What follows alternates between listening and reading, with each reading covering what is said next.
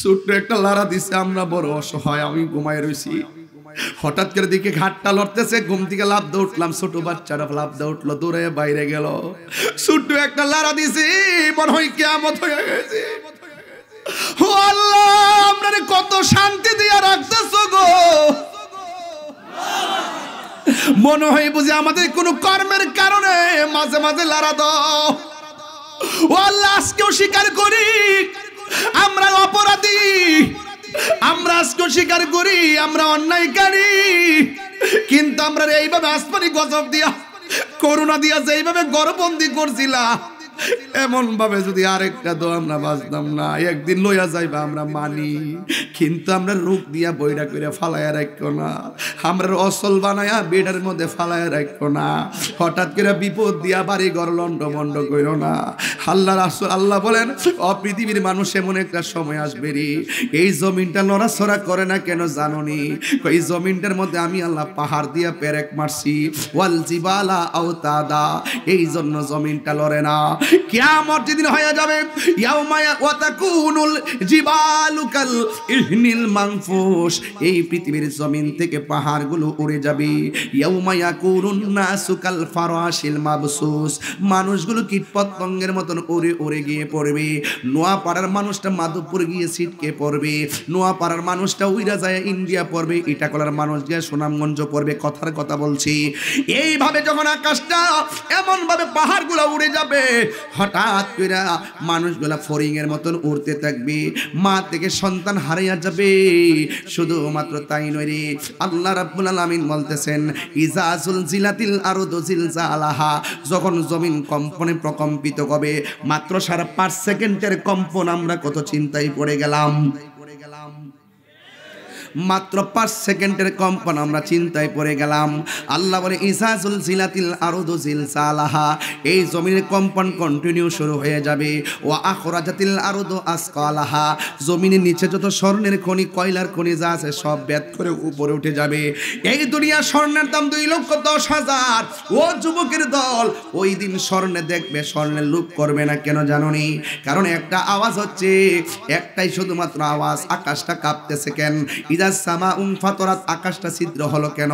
ওয়াইজাল কাওয়াকিবুন তাসরাত, আকাশের নক্ষত্র খুলে পড়লে কেন? ওয়াইজাল কুবুরু বুসিরাত, নিচের মাটি উপরে উঠলো কেন? ওয়াইজাল বিহারু ফুজিরাত, এবং নদীর মধ্যে সুনামি শুরু হয়ে গেল কেন? বন্ধু, ওয়া আখরাজাতিল আরদু আসকালাহা,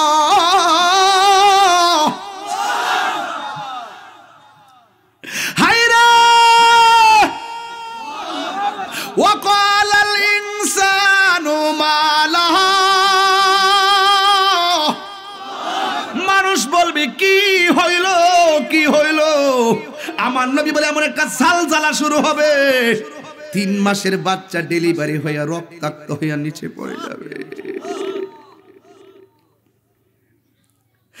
6 মাসের বাচ্চা ডেলিভারি হইয়া নিচে পড়ে যাবে, 8 মাসের বাচ্চা ডেলিভারি হইয়া নিচে পড়ে যাবে। মানুষ কইব, ওয়াকালাল ইনসানু মা লাহা, ওয়াকালাল ইনসানু মা লাহা, কি হইল, কি হইল? আকাশটা কাঁপতেছে কেন? জমিনটা নাচতেছে কেন? আমার মায়ের নিচ দিয়া রক্ত পড়ে কেন? আমার স্ত্রীর নিচ দিয়া রক্ত পড়ে কেন? 3 মাসের বাচ্চা ডেলিভারি হয়ে যাবে, যেই মহিলা ডিএনসি করে জিজ্ঞেস করে কেমন কষ্ট, কয় ডেলিভারির মতোই কষ্ট। যে ডেলিভারির সময় কষ্ট হয়, জিগাইবেন কষ্ট কেমন? কয় তাহিরি রে, কষ্ট কেমন জানোস নি ফুত?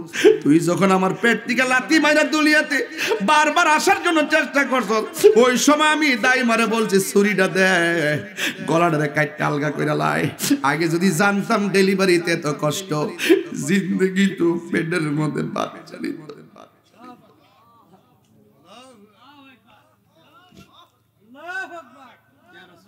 হ্যাঁ, এখানে যেগুলো পুরুষ আছেন সব মারে লাইতে লাইতে দুনিয়াতে আইছে, ঠিক কিনা কথা কেন? মারে কষ্ট দিয়া বেহুশ করে ফেলাইছি, মা কইছে ছুরি দে, ছুরি দে।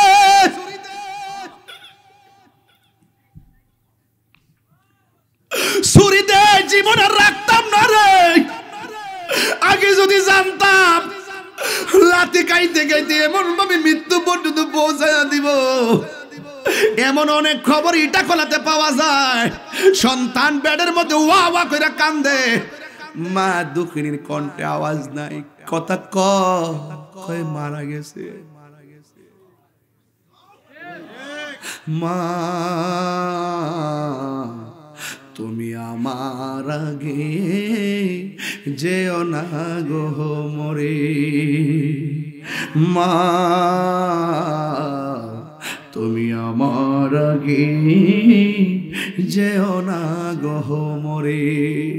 আমি কেমন করে দেব মাটি,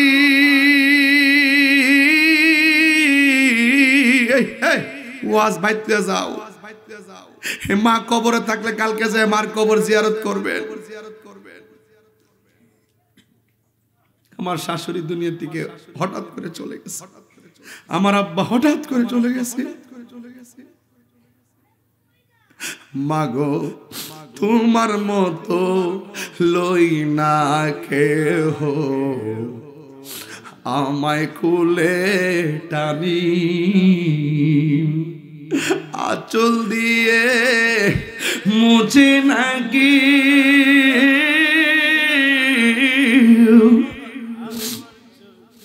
আঁচল দিয়ে মুছে না কেউ আমার চোখের পানি। হায় রে মা জননী আমার, হায় রে মা জননী, হায় রে মা জননী আমার, হায় রে মা জননী। বাবা গো বাবা, বাবা গো বাবা, বাপটারে শীতের মধ্যে লুঙ্গি দিয়ে ফেস দিয়ে ফালে রাখছ, আর নিজে কম্বলের নিচে থাকো, খোদা সহ্য করতো না। যে ফিরে কইব মা বাপের খেদমত লাগতো না, এই ফির না, এই ফির হলো অভিশাপ। মারে কষ্ট দিয়ে তাহিরের দরজা সামনে যায় না কয়ে দিলাম, খানায় কাবায় গেল লাভ হইতো না, আমার বাপরে আমি হারাইছি। বাবা গো বাবা, বাবা গো বাবা, বাবা তুমি কেমন আছো ছোট মাটির ঘরে, তোমার কথারি হৃদয় মাঝে পড়ছে বারে বারে। বাবা গো বাবা, বাবা গো বাবা, কত আদর কত স্নেহ তোমার কাছে পেলাম, সব কিছু হারিয়ে আজকে নিঃস্ব হয়ে গেলাম। কত আদর কত স্নেহ তোমার কাছে পেলাম, সব কিছু হারিয়ে আজকে নিঃস্ব হয়ে গেলাম। ভালোবাসি তোমায় বাবা, বুকটা যে যাইছি রে কন্নাল্লাহ। ভালোবাসি তোমায় বাবা, বুকটা যে যাইছি রে, তোমার কথারি হৃদয় মাঝে পড়ছে বারে বারে। বাবা গো বাবা, বাবা গো বাবা। সুন্নি জামাতকে বলবো, আপনাদেরকে সতর্ক থাকতে হবে, কারণ আমরা নবীর প্রেমিক, ওলি আল্লাহর প্রেমিক। 90টা মাজার ভাঙছে, কোন রাজনীতিবিদ কিন্তু তারা বলে নাই কেন ভাঙলি। এই জন্য আমরা সিদ্ধান্ত নিতে হবে, সুন্নিদের জবাব সুন্নিরাই দিতে হবে। কথা বলে কেউ আমাদের আপন না, আমাদেরকে ব্যবহার করার মানুষ অভাব নাই, কেউ আমাদের খবর নেয় না। মিথ্যা মামলা দেওয়া হয়, মাজার ভাঙচুর করা হয়, মসজিদের ইমামকে মব ভায়োলেন্সের মাধ্যমে হত্যা করা হয়।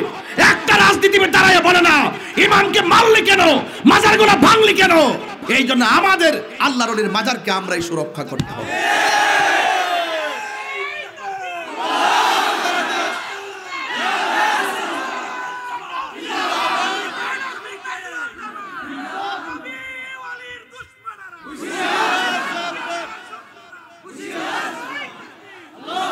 আমার ভাইয়ের আমরা কি দুই না এক? জগৎপুরী সাহেব আমার কাছে অনেকগুলা দাবি উপস্থাপন করেছেন। এই কথাগুলো যে কত ভারী, এই কথাগুলো যে কত গুরুত্বপূর্ণ, এটা আপনারা হয়তো তৃণমূল বুঝবেন না। আমরা যারা কষ্ট করে রাত দিন জাগ্রত থেকে সুন্নিয়তের কথা বলি, আপনারা হয়তো একটু আনন্দে মহব্বতে চলে আসেন। আমরা যেইভাবে রাত্র দিন ঘুরে ঘুরে সুন্নিয়তের পাহারা দেওয়া, আমাদের আকাবেররা পাহারা দিয়ে গেছেন, তাদের উত্তরসূরি হিসাবে আমরা পাহারা দিয়ে রাখছি। এরপরে এক কালো ছায়া আমাদের মাথার উপরে ঘুরতেছে, এক অপশক্তি দেশদ্রোহী ধর্মদ্রোহীরা আমাদের মাথার উপরে ঘুরতেছে সুন্নিদেরকে নিধন করে দেওয়ার জন্য। কেন নিধন করার জন্য ঘুরতেছে? কারণ এই দেশে ইসলাম এনেছেন আল্লাহর ওলিগণ। যারা ওলি আল্লাহর পক্ষে আছে তারা হলো এই দেশের মালিক, আর যারা ওলি আল্লাহর বিরুদ্ধে আচরণ করে ওরা এই দেশের কেউ না। কথা বলে ঠিক না ঠিক? আমরা আপন কেবল আমরাই, আমাদের আপন আমরাই। এবার সিদ্ধান্ত কি আলাদা নাকি একসাথে? আরো বড় করে আলাদা নাকি একসাথে? কেন? দেশটাকে রক্ষা করতে হবে, সুন্নিয়তটাকে রক্ষা করতে হবে। ইসলামের সুমহান জায়গাকে কলুষিত করার সুযোগ কাউকে দেওয়া যাবে না। কথা বলেন ঠিক না ঠিক? এখন ধর্ম রক্ষা করবেন, গুরুত্বপূর্ণ জায়গায় যাওয়ার প্রয়োজন আছে না নাই? আপনাদেরকে অনুরোধ করব, মরেই যেহেতু যাব একটু লড়ে যাব। গাট্টি পরিমাণ মামলা আজকেও তথ্য দিছে, ঘুরতেছে ধরার জন্য। আমি বলেছি আমি ভিতরে না, আমি বাইরে আছি। আমার ভাইয়েরা, যে আধার কবর, আমরা দুনিয়াতে মুনাফিক হয়ে থাকবো নাকি মুমিন হয়ে থাকবো? আরো বড় করে বলেন, কি হয়ে থাকবো? কারা কারা মুমিন হয়ে থাকতে চান হাত তুলে দেখান দিন ইনশাআল্লাহ। নারে তাকবীর, নারে রিসালাত, আহলুস সুন্নাত ওয়াল জামাত, নারে হায়দারি, মানে নারে হায়দারি।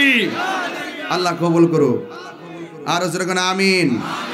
আমার ভাইয়েরা, আমার কথা কেউ রাগ করেন না। আমি সাদাকে সাদা বলি, কালোকে কালো বলি। গতকাল রংপুর গিয়েছি, কি করেছি অনলাইনে আপনারা দেখেছেন। আমার জন্য কোনো দেশের সার্বভৌমত্ব ব্যাপার না। আমার কথা হলে যেখানেই যাব সেখানে আমার রাসূল হাজির। আমি যদি কোনো গোপন করি, আকীদার কথা যদি আমি কোনো স্বজনপ্রীতির মাধ্যমে কাউকে ভয় করে গোপন রাখি, আমার রাসূল সব দেখে। আমি মুনাফিক হয়ে থাকতে চাই না, মুমিন হয়ে কবরে যেতে চাই। বলেন, মুমিনের দাম কবরে কম না বেশি? আল্লাহ রাব্বুল আলামিন বলেন, ওয়াবাশশিরিল লাযীনা আমানু ওয়া আমিলুস সালিহাতি আন্না লাহুম জান্নাতিন তাজরি মিন তাহতিহাল আনহার। আল্লাহ রাব্বুল আলামিন বলেন, জান্নাতের শুভ সংবাদ মুমিনদের জন্য, জান্নাতের শুভ সংবাদ তাদের জন্য যারা ঈমানদার এবং নেক আমল করে। কথা বলেন ঠিক কিনা? এই জন্য মুড়াপাড়ার বাবা, আইটা খোলার বাবা, আমরা কি মুমিন না মুনাফিক? এই জন্য আমাদের কি ঈমান রাখতে হবে।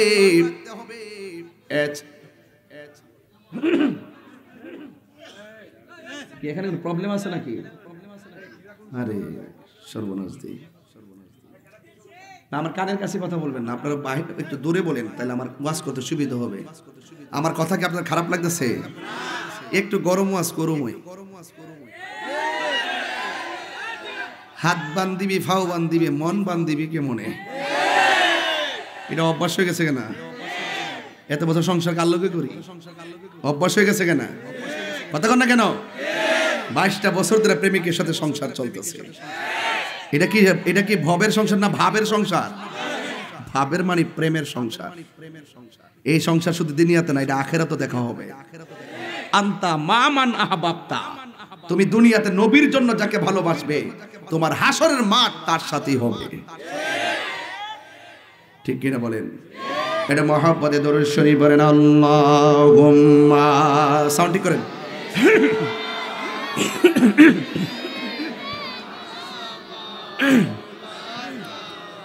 ওয়া আলা আলি সাইয়্যিদিনা,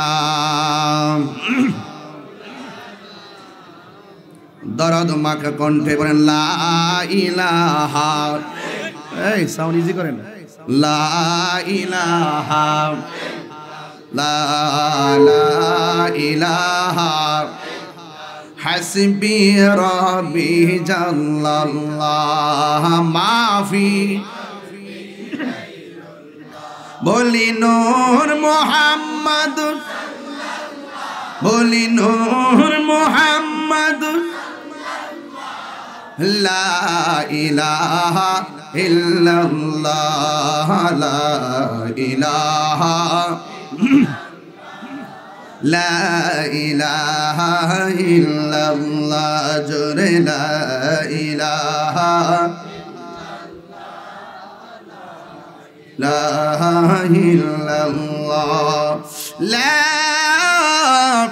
ইলাহা ইল্লাল্লাহ মুহাম্মাদুর রাসূলুল্লাহ সাল্লাল্লাহু আলাইহি ওয়াসাল্লাম। একটা জবান বন্ধ রাখবেন না, মহব্বতে মায়ার সুরে বলো সুবহানাল্লাহ। বন্ধরে বন্ধরে ও বাবা, আমার আল্লাহ রাব্বুল আলামিন কোরআনে বলেছেন ইন্নাল ইনসানা লাফি খুসর, নিশ্চয়ই এই পৃথিবীর মধ্যে যত মানুষ আছে সবাই ক্ষতিগ্রস্ত। আপনিও ক্ষতিগ্রস্ত, আমিও ক্ষতিগ্রস্ত। আল্লাহ রাব্বুল আলামিন বলেন দুইটা কন্ডিশন যার মধ্যে পাওয়া যাবে সে কোনোদিন ক্ষতিগ্রস্ত হবে না। এক নম্বর হলো ইল্লাল্লাযিনা আমানু, এক নম্বর যারা ইমানদার। দুই নম্বর যারা ওয়ামিলুস সালিহাত, যারা নেক আমল করে। ওয়া তাওয়াসাউ বিল হাক্কি, যারা সৎ উপদেশ দেয়। ওয়া তাওয়াসাউ বিস সবর, যারা ধৈর্যের উপদেশ দেয়। বন্ধু সব ক্ষতিগ্রস্ত, তার মানে আমার আল্লাহ কয় একমাত্র ইমানদাররা লাভবান। আরো বড় করে কোন সুবহানাল্লাহ। তাইলে ইমানের দাম বেশি না ডলারের দাম বেশি? আরো জোরে কোন না কিসের দাম বেশি? তাইলে ডলারের কাছে কি ইমান বিক্রি করা যাবে? হাই রে ও যুবক ভাই, আমি ধীরে ধীরে বেশি রাত্র করব না, এই জন্য আমি ভালো করে বলে বোঝাইয়া যায়। তাই যারা ইমানদার, যারা নেক আমল করে, এরা সারা যত মানুষ আছে সবাই ক্ষতিগ্রস্ত। এই জন্য ইমানটা কি? ইমানটা হলো আমার নবীর জাত এবং সিফত সম্পর্কে সর্বগুণে জানা এবং মানা। নবীজিকে সর্বগুণে জানতে হবে, নবীকে সর্বগুণে মানতে হবে। কারণ জানার নাম ইমান না, মানার নাম হলো ইমান। আল্লাহ মানা নবী মানা নয়, নবী মানলেই আল্লাহ মানা হয়। এই জন্য আমার দেশের মধ্যে কিছু কিছু মানুষ শুধুমাত্র লিল্লাহি তাকবীর কইয়া ডাক মারে, কিন্তু রিসালাত পড়ে না। এরা জানে না লা ইলাহা ইল্লাল্লাহ জপা কপালে দাগ ফালাইলেও হবে না, আমার নবীজি সারা। ঠিক কিনা? আল্লাহ মানা নবী মানা নয়, নবী মানলে আল্লাহ মানা হয়। ঠিক কিনা? এই কথা তাহিরি কয় না, স্বয়ং আল্লাহ তাআলা কয় আল্লাহ মানা নবী মানা নয়, নবী মানলেই আল্লাহ মানা হয়। জোরে জোরে কি সুবহানাল্লাহ বলা যাবে না? আজকে যারা নবীর বিরুদ্ধে কথা বলে তাদের বিরুদ্ধে আমরা কি চুপ থাকতে পারবো? আরো জোরে কোন পারবো? কেন পারবো না? নবীর একটা হাদিস বুঝলে বুঝবেন, যে অবশ্যই আমাকে তাদের প্রতিবাদ করা লাগবে। আন আব্দুল্লাহ ইবনে মাসউদ রাদিয়াল্লাহু তাআলা আনহু قال হযরতে আব্দুল্লাহ ইবনে মাসউদ রাদিয়াল্লাহু তাআলা আনহু থেকে বর্ণিত قال রাসূলুল্লাহ সাল্লাল্লাহু তাআলা আলাইহি ওয়াসাল্লাম, আমার নবীর নূরানি জবান মুবারকে বলেন, মান জাহাদাহুম বিয়াদিহি ফাহুয়া মুমিন। যদি কোথাও যদি মন্দচারী হয়, কোথাও যদি কেউ নবীর বিরুদ্ধে কথা বলে, কেউ যদি ওলির বিরুদ্ধে কথা বলে, কেউ যদি অশ্লীল কাজ করে, আল্লাহ রাব্বুল আলামিন হাবিব বলতেছেন এটা তোমরা হাত দিয়া প্রতিহত করবা। আল্লাহু আকবার, জোরে কর না কেন? কি দিয়া প্রতিহত করবা? যদি তুমি হাত দিয়া প্রতিহত করতে পারো তাইলে ফাহুয়া মুমিন, তুমি হবে মুমিন। ওয়ামান জাহাদাহুম বিলিসানিহি ফাহুয়া মুমিন। যদি হাত দিয়া বলার সক্ষমতা না থাকে, কেউ আছে বংশ দুর্বল অথবা কেউ হাত দিয়া বলার কোনো ক্ষমতা নাই, তাইলে তুমি কি করতে হবে? অন্ততপক্ষে জবান দিয়াও বলতে হবে, ভাই রে তোমরা অশ্লীল কাজ করিও না, তোমরা খারাপ কাজ করিও না, অন্তত জবান দিয়াও বলতে হবে, তাইলে বুঝবা তুমি মুমিন। এরপরে বলা হয়েছে ওয়ামান জাহাদাহুম বিকলবিহি ফাহুয়া মুমিন। যদি তুমি হাত দিয়েও বলতে না পারো, মুখ দিয়েও যদি বলতে না পারো, মনে মনে ওই লোকটারে ঘৃণা করবা, তাইলে তুমি মুমিন। এরপরে আমার নবী বলেন লাইসা ওয়ারা যালিকা মিনাল ঈমানি হাববাতু খারদাল। আমার নবী আপনার নবী বলেন যদি কোনো অন্যায় দেখার পরে, কোনো ধরনের অপরাধ দেখার পরে, কোন ধরনের অপরাধ দেখার পরে যদি তুমি জবান দিয়া যদি প্রতিবাদ না করো, হাত দিয়া যদি প্রতিবাদ না করো, অন্তর দিয়াও যদি ঘৃণা করতে না পারো, তাইলে তুমি মনে করবা এই তিনটা কাম যদি না কইরা ঘরের কোণার মধ্যে বয়া বয়া বলো আরে এ অন্যায় করছে কি হইছে, আমার নবী বলেন এই লোকটা তিনটার গুণ যদি একটাও না থাকে, যার অন্তরের ভিতরে যাররা পরিমাণ ঈমান নাই। আর জোরে কোন ঠিক কিনা বলেন? এই জন্য আমাদের একজন বয়াতি আবুল সরকার, সে আমার আল্লাহকে নিয়ে স্টেজের মধ্যে ওইটা যেই শব্দ চয়নগুলো করেছে, এই শব্দগুলো অত্যন্ত বেয়াদবি হয়েছে। কথা বলেন ঠিক না বেঠিক? এই জন্য এই সমস্ত কথাগুলোকে আমরা আহলুস সুন্নাত ওয়াল জামাত সমর্থন করি না। এক নম্বর কথা হলো এই সে যে অন্যায় করেছে, যে বক্তব্য দিয়েছে, এটার জন্য অবশ্যই তাকে মাপ চেতে হবে। এবং রাষ্ট্রীয়ভাবে অতীতেও দেখেছি অনেকে নবীকে গালি দিয়েছে, অনেকে আল্লাহকে গালি দিয়েছে, অনেকে শরীয়তের বহির্ভূত অনেক কথা বলেছে। এই জন্য এই দেশের মধ্যে লাগাতার এইভাবে যদি চলতে থাকে, যদি বিচার না থাকে, এইভাবে চলতেই থাকবে। অতীতের বিষয়াদির ব্যাপারে যদি বিচার হইতো, তাইলে কখনো কেউ মস্কারা করেও আল্লাহ এবং নবীর শানে কোনো বিয়াদবি করতে পারতো না। কথা বলেন ঠিক কিনা? এই জন্য আমার নবী আপনার নবী বলছেন যদি কোথাও কোনো অন্যায় হয়, আমার নবী আপনার নবী বলতেছেন তোমরা হাত দিয়ে প্রতিহত করবা, আর না হয় তোমরা জবান দিয়ে বলবা, আর না হয় মনে মনে ঘৃণা করবা। এবং যদি এই তিনটার একটাও যদি তোমার মধ্যে না থাকে, তাইলে মনে করবা তোমার ভিতরে ঈমান নাই। কথা কোন ঠিক কিনা? এই জন্য আমি যারাই কথা বলেন সবাইকে বলবো, কথার ভিতরে এমন কথা বলবেন না যেই কথাটা আল্লাহর সঙ্গে বিয়াদবি হয়। কথা বলেন ঠিক কিনা বলেন? সতর্কতার সাথে কথা বলতে হবে। যদি অতীতে কেউ কোনো বিয়াদবি করে থাকে, আমি বলবো অনতি বিলম্বে তওবা করতে হবে। এবং রাষ্ট্রীয়ভাবে বলবো এমন একটা আইন করে দেন, কেউ যদি আল্লাহ এবং নবীর বিরুদ্ধে কথা বলে, তার বিরুদ্ধে সর্বোচ্চ আইন আমরা চাই কি চাই না? সবাই সতর্ক হয়ে যান। যারাই কথা বলবেন, অতীতে আমি দেখেছি অনেক বক্তারা পর্যন্ত আল্লাহর শানে কথা বলতে, মা খাদিজাতুল কুবরা রাদিয়াল্লাহু তাআলা আনহার কথা বলতে, অনেক আলেমরা পর্যন্ত এই স্টেজের মধ্যে বসে বসে রাসূলুল্লাহর বিরুদ্ধে মজা করে করে কথা বলে, বিয়াদবি মনে কথা বলে, আল্লাহর বিরুদ্ধে কথা বলে, নবীর বিরুদ্ধে কথা বলে, আম্মা জান খাদিজার বিরুদ্ধে কথা বলে, আয়েশা সিদ্দিকার বিরুদ্ধে কথা বলে। অতীতে যদি এই বিচারগুলো করা হতো, তাইলে নেক্সট আগামীতে কেউ একটা মন্দ বলা সাহস পেত না।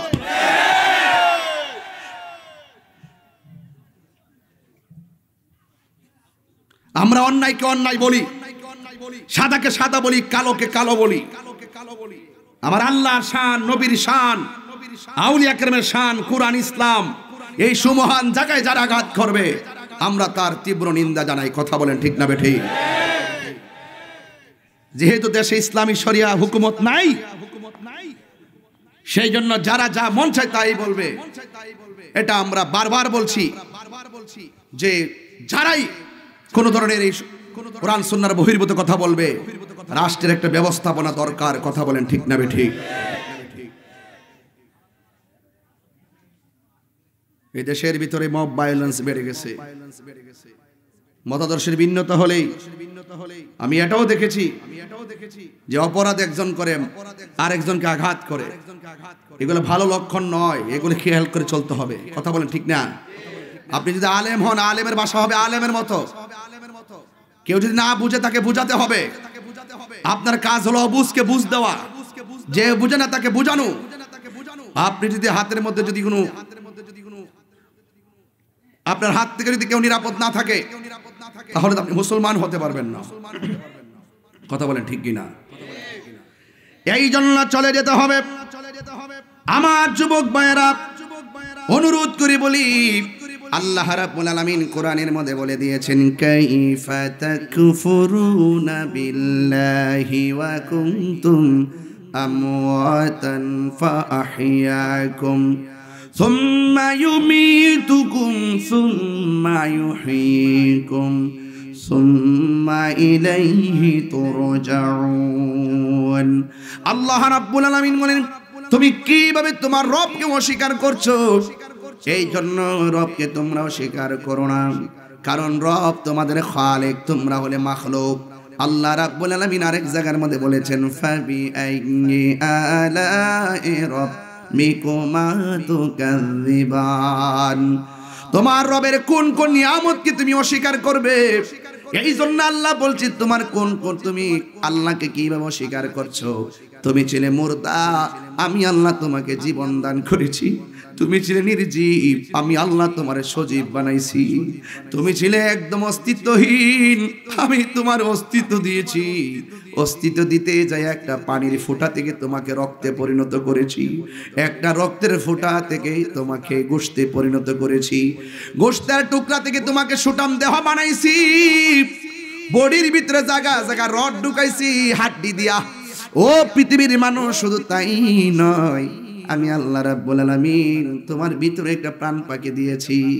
একটা কথা মনে রেখো রে বান্দা, আমি তোমার ডিজাইন করতে যাইয়া তোমার চেহারাটাকে আমি আল্লাহ নিজের হাত দিয়া বানাইছি। বাবা ঘুমায়েন না আপনারা, একটু খেয়াল করেন, দেহের দিকে তাকান। কোথায় ছিলাম, কোথায় আছি, কোথায় যাব? যুবক ভাইয়েরা আমার সামনের গ্যালারিতে অনেকগুলা মানুষ বসা, একটা চেহারার সঙ্গে আরেকটা চেহারা মিলে না, একটা নাকের সঙ্গে আরেকটা নাক মিলে না গো মা। ও মা, একটা ঠোঁটের সঙ্গে আরেকটা ঠোঁট মিলে না গো আম্মা। ও নোয়াপাড়ার আম্মা, ইটাখোলার মা, মোরাপাড়ার মা, মাধবপুরের মা, মা গো মা, চোনারঘাটের মা, তোমার মতো কত সুন্দরী, বয়স্ক হওয়ার পরে চামড়া একবারে ঝুল। তোমার মতো কত সুন্দরী এক সময় ছিল, আগে কত সুন্দর করে রাস্তায় হাঁটতো, এখন হাঁটতে পারে না। ও মা, তুমি কিন্তু এমন একটা পরিবারে জন্মগ্রহণ করেছো, নামাজ পড়লে তোমার বাবা তোমারে বাধা দেয় না, রোজা রাখলে তোমার স্বামী তোমারে বাধা দেয় না, হজ করলে তোমার আপনজন তোমারে বাধা দেয় না। অথচ ইসলামের ইতিহাসে এমন একটা সময় গিয়েছে, আসিয়া নীরবে নীরবে নামাজ পড়া লাগছে, ফেরাউনের যন্ত্রণায় আল্লাহর জিকির পর্যন্ত করতে পারতো না।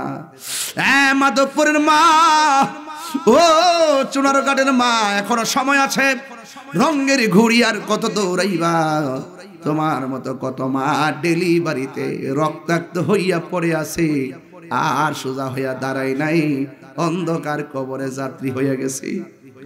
এই জন্য আল্লাহ বলে, ও পৃথিবীর মানুষ, কাইফা তাকফুরুনা বিল্লাহ, তোমরা কেমন করে আল্লাহকে অস্বীকার করছো? তোমরা ছিলা মুর্দা, আমি আল্লাহ তোমার জীবন দিয়েছি। জীবন দেওয়ার পরে কেউ এমপি হয়েছে, জীবন দেওয়ার পরে কেউ মন্ত্রী হয়েছে, জীবন দেওয়ার পরে কেউ চেয়ারম্যান হয়েছে, জীবন দেওয়ার পরে কেউ টিনের ঘরের মালিক হয়েছে, জীবন দেওয়ার পরে কেউ বিল্ডিং ঘরের মালিক হয়েছে, জীবন দেওয়ার পরে কেউ পাঁচতলার মালিক হয়েছে, কেউ ফ্যাক্টরির মালিক হয়েছে। হ্যাঁ বন্ধু, আল্লাহ কয় সব মালিকানা তোরে আমি দিছি। কথা কন ঠিক কিনা? সব মালিকানা আমি আল্লাহ তোরে দান করেছি। হে পৃথিবীর মানুষ, আমার আল্লাহ এরপরে একটা শব্দ লাগাইয়া সব আমার তছনছ করে দিছে। আল্লাহ বলে সুম্মা ইউমিতুকুম, অতঃপর আমি আল্লাহ তোরে দেহ দিলাম, জান দিলাম, মাল দিলাম, এরপরে আমি আল্লাহ একটা থাবা দিয়া তোরে লয়ামু। ওই থাবাটার নাম হলো মৃত্যু।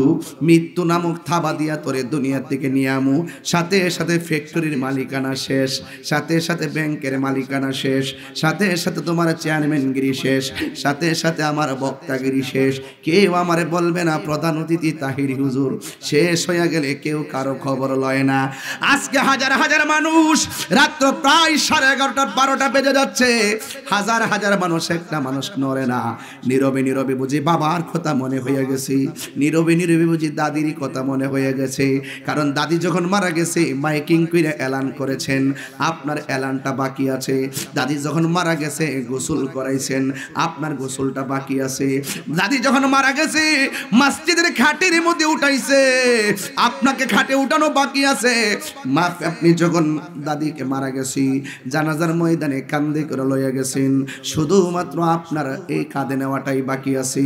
দাদির নিয়ে কবরে নামাইছ, শুধুমাত্র আপনার কবরে যাওয়াটাই বাকি আছে। আল্লাহ বলে সুম্মা ইউমিতুকুম, অতঃপর আমি আল্লাহ তোমাদেরকে মরণ দিব। এই মরণ দেওয়াটা বড় কঠিন। আজরাইল তোমার সামনে যখন আসবে গো, এমন একটা আজরাইল পা থাকবে জমিনে। আজরাইল বড় কঠিন রে বাজান, বড় কঠিন। পা থাকবে জমিনে, মাথা থাকবে আসমানে। আমার নবী আপনার নবী বলেন, আরে রূহ নেওয়ার সময় কষ্ট হয় সাথে সাথে, আর আজরাইলে যখন সামনে আইব দাওয়াইতে দাওয়াইতে দাওয়াইতে দাওয়াইতে এমন একটা তুফান দিব। আমার নবী বলেন সাকরাতুল মাউতের কষ্ট বড় কষ্ট। আজরাইলে যখন এই নোয়াপাড়া ইটাখোলার মুড়াপাড়ার ঘরের সামনে আসবে, আসার পরে আজরাইলে দেখলেই তো তোমার পায়খানা বেরিয়ে যাবে, প্রস্তাব করে বাসায় দিবা, জিব্বাটারে কামড় মারো, জিব্বাটার মধ্যে কামড় মারবা, হাড্ডিগুলো টাস টাস করে খুলে যাবে, একেবারে রগগুলো টাস টাস করে ছিঁড়ে যাবে, এমন ভাবে ছিঁড়বে দোকানদারের ইনজেকশন পোষ করলে আর সেলাইন ঢুকবে না। জিগে শিরা লড়ে না, সেলাইন চলে না, কেমনে চলবো? মাঝখানে কারেন্টের তার কাটা, তাই গোড়ায় লাইন জ্বলে না। আমার মরণের বাকি আমি জানিলাম না গো আল্লাহ, মরণের কত দিন বাকি, আমার মরণের কত দিন বাকি আমি জানিলাম না গো আল্লাহ, মরণের কত দিন বাকি। আর আজরাইলা শিয়া যখন হস্তে দিবা ধরি, আজরাইলা শিয়া যখন হস্তে দিবা ধরি, তখন আমার মনাবাই করবালো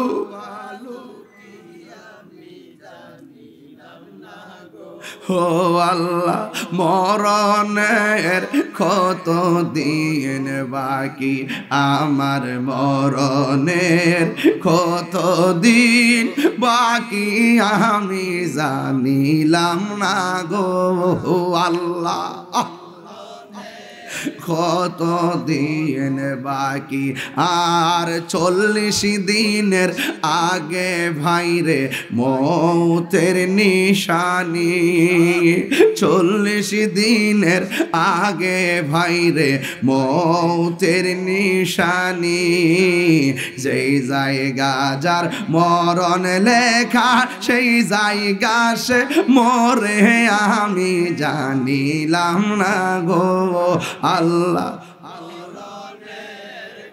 দিন বাকি আমার মরণের কত দিন বাকি আমি জানিলাম না গো আল্লাহ মরণের কত দিন বাকি দাদার আগে নাতি মারা যায় আসে না নাই দাদার আগে নাতি মারা যায় রে সন্তানের আগে বাবা মারা যায় আবার বাবার আগে সন্তান মারা যায় ও আমার মোরা পাড়ার বাবা ইটা কলার বাবা জবানটা খুলে বলুন হায়াতের মালিক কে এই আওয়াজে মানি না জবান খুলে বলো কে আল্লাহ বলে সুম্মা ইউমিতুকুম সুম্মা ইউহয়িকুম সুম্মা ইলাইহি তুরজাউন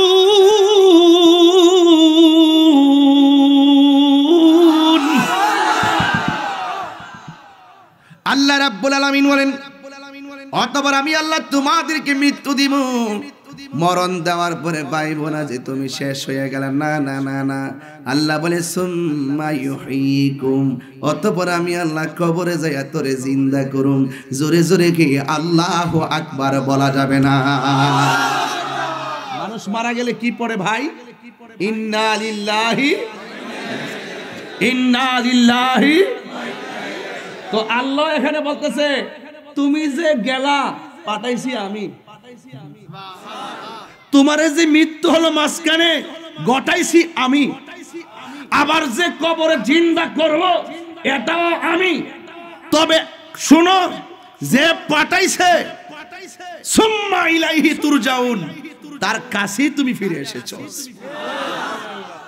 কি সমীকরণ কোনো ভেজাল আছে হ্যাঁ কবরে গেলে জিন্দা করবে নাকি জীবনানন্দ দাশের মতন যে আবার আসিব ফিরে আবার আসিব ফিরে এই দুনিয়ার তীরে হয়তো মানুষ নয় সংকোচিল শালিকের বেশে আবার আসবেন নাকি আবার আসবেন না এটা ভুল মৃত্যুর পর চলে গেলে আর আসার সুযোগ যে চলে যায় সে আসে না এটা মনে রাখতে হবে কবরে যাওয়ার পর আপনাকে জীবিত করা হবে আপনি কি মনে করতেছেন হাদিসটা পড়ি শুনেন তাইলে সহজে ওয়াজটা বুঝে ফেলবেন একটু পরে বলি বোঝার জন্য বলছি আল্লাহ রাব্বুল আলামিন বলেন সুম্মা ইউমিতুকুম অতঃপর তোমাকে মৃত্যু দেওয়া হবে মৃত্যুটা দেওয়ার সময় কি হবে জানেন ইটা খোলাতে আজরাইলে গড়ার দরজা আইব জরেন তার নাম আব্দুল মালিক মিয়া নাম কি আব্দুল মালিক মিয়া গড়ার কে সাথে সাথে তুফান শুরু হয়ে যাবে আবার কিছু মানুষ আছে ঘরের দরজায় আসবে আব্দুল মালিক মিয়ার কাছে আজরাইল এসে বলে ইয়া আহলাল বাইত আমি কি আসতে পারি 3 দিন পরে ভাই মানুষ মারা যাওয়ার 3 দিন পরে নাকটা পচে যায় কয় দিন বলছি 6 দিন পরে এই নখগুলা উঠে যায় 9 দিন পরে মাথার চুলগুলো উঠে যায় 10 দিন পরে এই যে চোখটা ফেটে যায় 17 দিন পরে পেট ফেটে যায় 60 দিন পরে আপনার হাড্ডি থেকে গোশতগুলো ছেড়ে দেয় 60 বছর পর্যন্ত কবরে হাড্ডিটা থাকে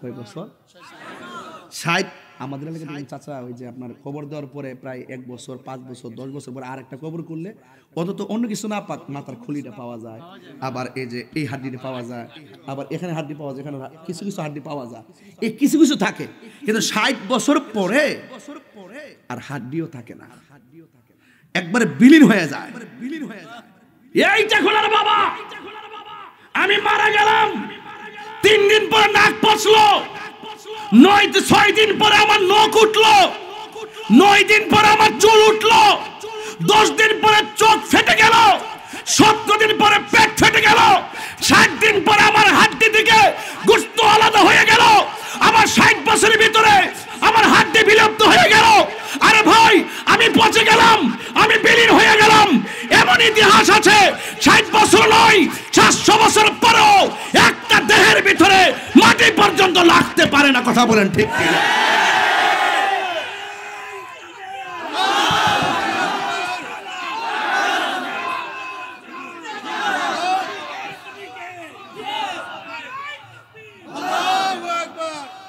আশ্চর্য, সে পচে গেল কেন? আর তার গায়ে মাটি স্পর্শ করলো না কেন? আসো প্রশ্ন করি বাবা শাহজালালকে, প্রশ্ন করি নাসিরউদ্দিন সিপাহসালাহকে, প্রশ্ন করি ফতে গাজীকে, প্রশ্ন করি শাহপরানকে, প্রশ্ন করি গরিবুল্লাহ শাহকে, প্রশ্ন করি মিসকিন শাহকে, প্রশ্ন করি শাহ আমানতকে, প্রশ্ন করি শের বাংলাকে, প্রশ্ন করি গুলাব শাহকে, প্রশ্ন করি শাহরি বগদাদিকে, প্রশ্ন করি কল্লা শহীদ গেসুদার আজকে। তোমাদের গায়ে স্পর্শ করলো না কেন? তাই আমাদের জীবনটা মোস্তফার প্রেমে কুরবান করে দিয়েছি।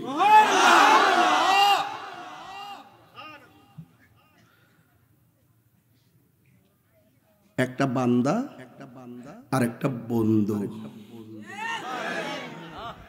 আরে রোহিঙ্গা মৌলবী গুলো, ওই ডাব্লিউ মৌলবী গুলো, মার্কা কি?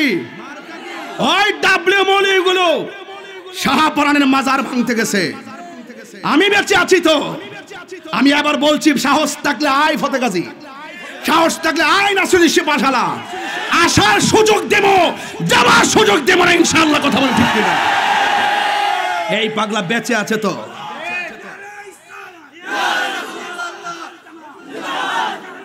এই তো চিকন করো, সাউন্ডটা চিকন করো, কণ্ঠ খাই বলতেছে কি মাইক পুরান মেশিন চলে এসেছে। আল্লাহু আকবার জোরে বলেন। এই কথাগুলো বললে অনেকে বলে তাহিরি অতিরিক্ত কথা বলে। অতিরিক্ত কথা বলি এই মুহূর্তে না থাকলে বুঝতেন। সব ডাব্লিউর গায়ে আগুন ধরাই দিছি, রাষ্ট্রযন্ত্রে ঘুম ভেঙে দিচ্ছি যে 65% সুন্নিদেরকে মাইনাস ফর্মুলায় রেখে এই দেশ ইসলামিক কোনো সিদ্ধান্ত নিতে দেওয়া হবে না। বট বাহিনীরা অনলাইনে মাঠ গরম করে মনে করছে তাদের লোকের অভাব নাই। আর আমার পাড়ায় পাড়ায় সুন্নি পোলাপান, আমার মহল্লায় মহল্লায় সুন্নি পোলাপান, ওয়ার্ডে ওয়ার্ডে সুন্নি পোলাপান, ইউনিয়নে সুন্নি পোলাপান। এত আশেক থাকার পরেও আমরা মাইনাস থাকবো। রাষ্ট্রযন্ত্র প্রহসন আমরা মেনে নেইনি, মেনে নিব না। এই দেশ সুন্নিদের দেশ, বাকি ওলি আল্লাহর দুশমনরা হলো দখলদার, দখলদার, দখলদার।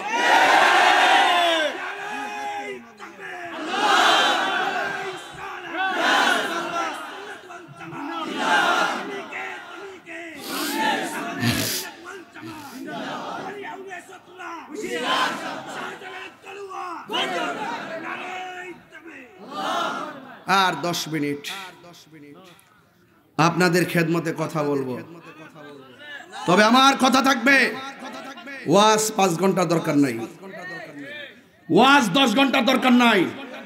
এখন ঐক্য হওয়ার সময়। যা দেওয়ার দিয়ে ফেলছি, এখন শুধু ধারণ করেন। কথা বলেন ঠিক কিনা?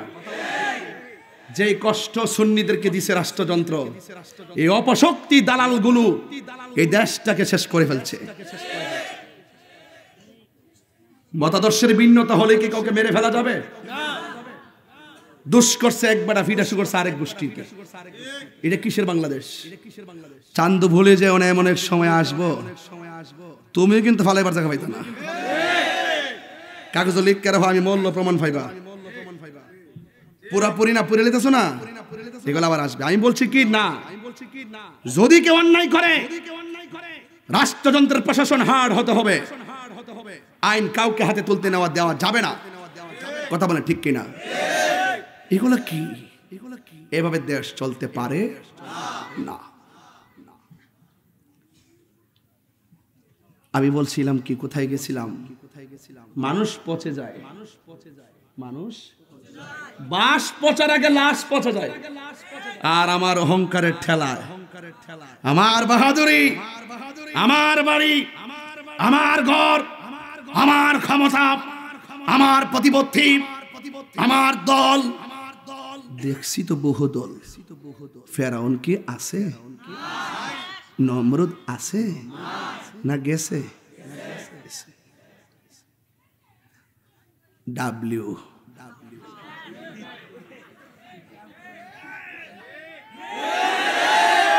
রাখ, আমি আর একটু পরে বলবো। আমি বহুত দিন পরে আইছি তো, হ্যাঁ মনে করছি আমি 10 মিনিট পরে মাইকটা সাইরা দিব। তাহিরি সাইরা দেওই না বেডাড়া, মাহফিল করছি ফাহাদা 2 ঘন্টা, রেস্ট করছি 10 মিনিট 15 মিনিট, কইরা আবার শুরু করছি আবার ওয়াজ। এটা কি ভাগলামি না?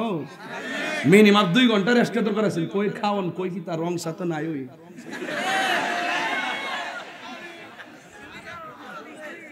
না দিস তোর দিস। আমি যে একটা ওয়াজ করেছিলাম প্রথম বলছি না, আমি একটু কষ্ট করেছি, দরকার ছিল কি না? মনে রাখ স্যার যাইস তুই চলবো।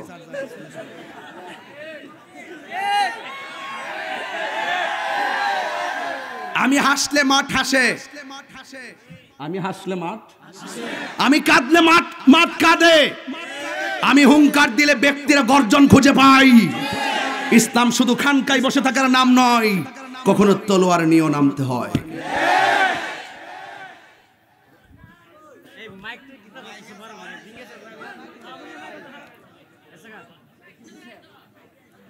একটা জবানও বন্ধ রাখবেন না।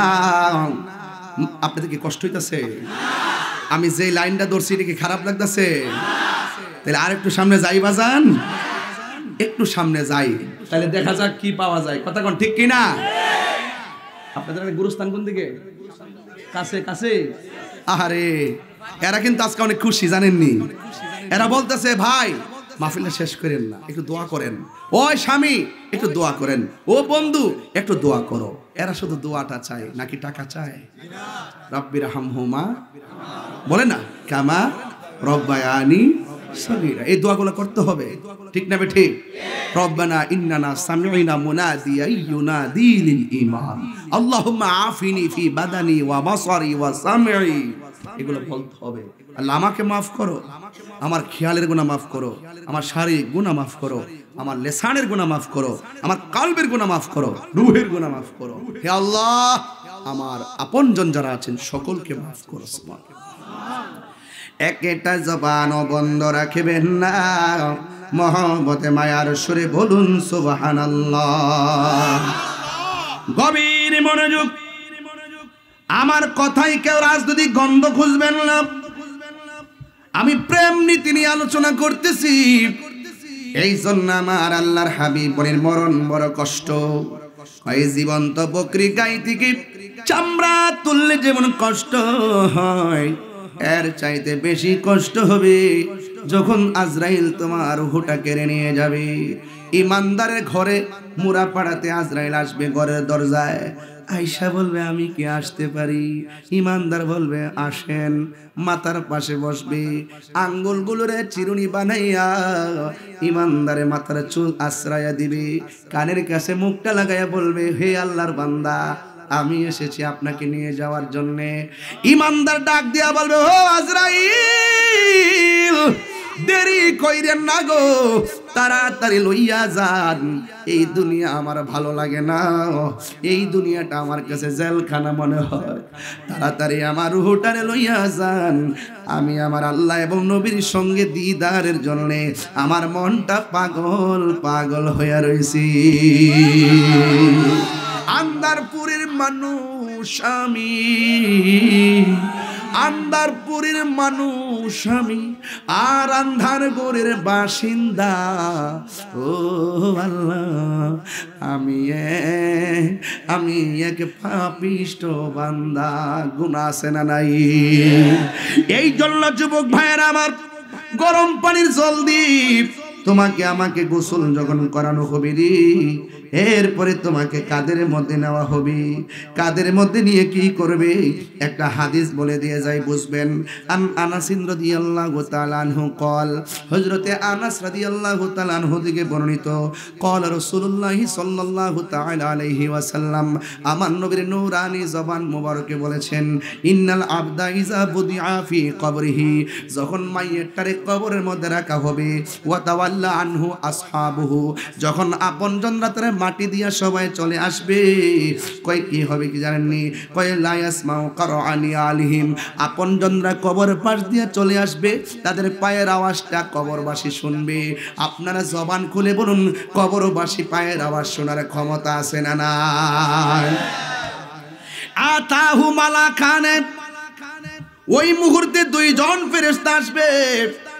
যে আপনজনরা জানাজা পড়ছে, তারা জানাজা করে চলে গেছে, একদল মানুষ তোমাকে জানাজার নামাজ পড়ায় বিদায় হয়ে গেছে, আরেক দল মানুষ তোমাকে কবরে দিয়া নামায় বিদায় হয়ে গেছে। এই জন্য আমি বলবো, বন্ধু বলেন বান্ধব বলেন কেউ আপন না, কে আপন হবে শুই না যান। কয় ইন্নাল আবদা ইন ইজা বুদিয়া ফি কবরিহি, যখন মাইয়িতকে কবরের মধ্যে রাখা হবে, ওয়া তাওয়াল্লা আনহু আসহাবুহু, যখন আপনজনরা কবর থেকে আপনজনরা ফিরে আসবে, ইন্নাহু লা ইয়াসমাউ কারআনি আলিহিম, তখন কবরবাসীর পায়ের আওয়াজটা তিনি আপনজনদের পায়ের আওয়াজ সে শুনতে পারবে। ওই মুহূর্তে আতাহু মালাকানে, দুইজন ফেরেশতা কবরে নামবে, ফায়াকুদানিহি, এবং তারে সুন্দর করে উঠায় বসাবে। ফায়াকুলানে, দুইজন ফেরেশতা বলবে, মা কুনতা তাকুলু ফি হাযার রাজুলি মুহাম্মদ, নবী সম্পর্কে দুনিয়ার মধ্যে তুমি কি বলতে? ফা আম্মাল মুমিন, আমি ওয়াজ কিন্তু শুরু করছি মুমিন আর মুনাফিক দিয়া, কথা কোন ঠিক না বেঠি? মনে আসেনি বাজান? আও মনে আসেনি? আল্লাহ মানা নবী মানা নয়, নবী মানলে আল্লাহ মানা হয়। কইছিলাম নি কথাটা? এই জন্য কবরে যাইতে হবে। ফা আম্মাল মুমিন, কবরবাসী যদি মুমিন হয়, ফায়াকুলু, সে বলবে, আশহাদু আন্নাহু আব্দুল্লাহি ওয়া রাসূলুহু, আমি সাক্ষ্য দিচ্ছি আমার নবী হলো আল্লাহর বান্দা, নবী হলো আল্লাহর বন্ধু, ওয়া রাসূলুহু, এবং আল্লাহ পাকের রাসূল। ফায়ুকালু লাহু, তখন দুইজন ফেরেশতা তাকে বলবে, উনজুর ইলা মাকআদিকা মিনান নার, এ আল্লাহর বান্দা, তোমারে কবরে প্রশ্ন করছি, তুমি কবরে প্রশ্নের জবাব দিয়েছো, তাইলে একটা কাজ করো। কি কয়? উনজুর ইলা মাকআদিকা মিনান নার, তোমার জায়গা থেকে জাহান্নামের আগুনটা দেখো। আমি উত্তর দিয়েছি, জাহান্নামের আগুন কেন? এত ভয়ঙ্কর আগুন। আমি তো জবাব দিয়েছি, তাইলে আমার সামনে আগুন কেন উপস্থাপন করা হলো? ঠিক ওই মুহূর্তে তাকে বলা হবে, কাদা আবদালাকাল্লাহু বিহি মাকআদাম মিনাল জান্নাহ, আবদালাকা মানে বদল করে দিয়েছে তোমার জন্য। এ আল্লাহর বান্দা, কবরের ভিতরে তুমি তোমাকে প্রশ্ন করা হয়েছে, আর তুমি উত্তর দিয়েছো। উত্তর যদি না দিতে পারতা, জাহান্নামটা কেমন হইতো তোমাকে জাস্ট দেখানো হলো, আসলে তোমার কপালে জাহান্নাম না। কয় কাদা আবদালাকাল্লাহু বিহি মাকআদাম মিনাল জান্নাহ, আল্লাহ রাব্বুল আলামিন তোমার স্থানটারে পরিবর্তন কইরা তুমি মুমিনের জন্য আল্লাহ রাব্বুল আলামিন কবরের জায়গাটাকে জান্নাতের গালিচা দিয়া সাজায়া দিয়েছে। আরো বড় করে বলেন না সুবহানাল্লাহ। ওয়া আম্মাল মুনাফিক, আঙ্গ দেশে মুনাফিক আছে না নাই? বাড়ি বাড়ি ঘুরে ঘুরে জান্নাতের টিকিট বেচে, আছে না নাই? হইছে না? আছে, আছে না নাই? এমনা সিটাঙ্গের মতো আছে, আছে না নাই? আছে না নাই? টিকিট বেশ। এই ১.৫ বছর ভিতরে যত মুনাফিক দেখছি, আমার জন্মের পরও তো মুনাফিক দেখছি না।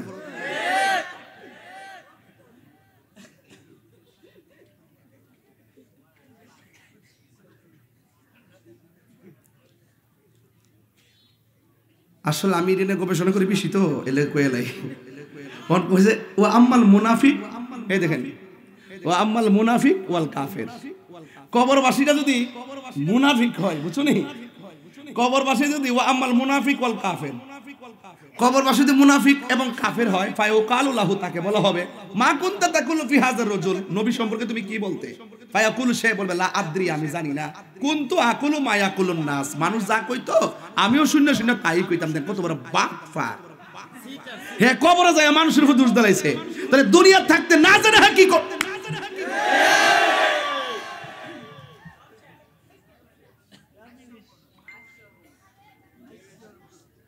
মানি আমার আরেকজন ওয়াজ করতেছে, কবরে গেলে প্রশ্ন করব কয়টা?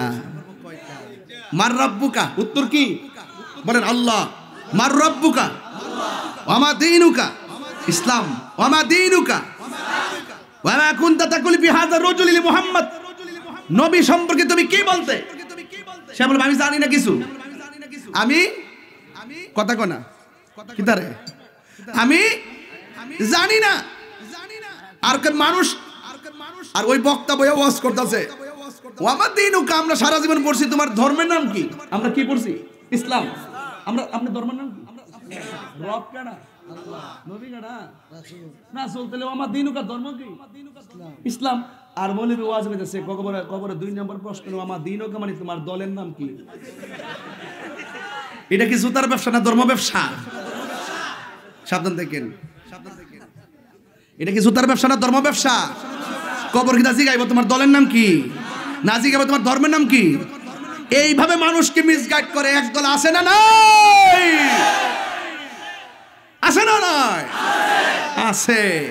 এটা ইমান, ইমান, এই কথাগুলো ইমানি কথা, এগুলো লোকাল বাজারের কথা না, মহাভারত বাজারের কথা না, এগুলো ইমানি কথা। 1 কোটি মানুষের সামনে বলবো এগুলো ধর্ম ব্যবসা কথা বলেন, ঠিক না বেঠিক?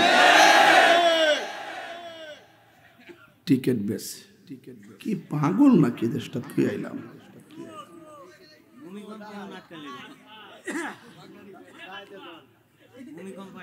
পরের জায়গা পরের জমিন, আমি তো সেই ঘরের মালিক নই। কিও যাইবনি গড়টা কবর আসবো, হ্যাঁ যাইব, মরে দেওস না। সবাই জবান করে কন, পরের জায়গা পরের জমিন, আমি তো সেই ঘরের মালিক নই। সেই ঘরখানা যার জমিদারি, আমি পাই না তাহার হুকুম জারি। সেই ঘরখানা যার, আমি পাই না তাহার হুকুম জারি। আমি পাই না জমিদার রে দেখা, আমি পাই না জমিদার রে দেখা। মনের দুঃখ কারে কই, আমি তো সেই ঘরের মালিক নই। সবাই পরের জায়গা,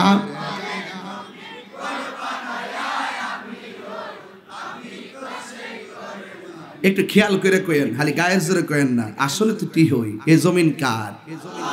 জমিদারের ইচ্ছা মতো দেই না জমি চাষ, তাই তো ফসল ফলে আর দুঃখ 12 মাস।